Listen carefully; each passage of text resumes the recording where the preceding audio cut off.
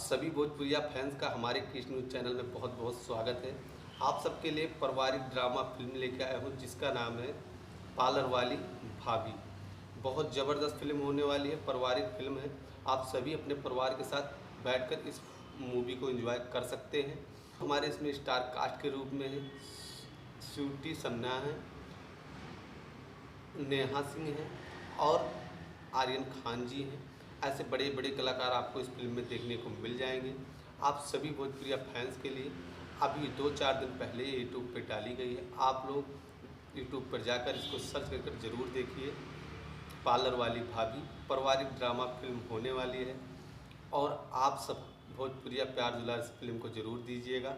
ऐसे ही new film देखने के लिए हमारे कृष्ण न्यूज़ चैनल को कर दीजिएगा सब्सक्राइब। फिर मिलते हैं एक नई रंगारंग भोजपुरिया फिल्म के साथ। जय भोजपुरी।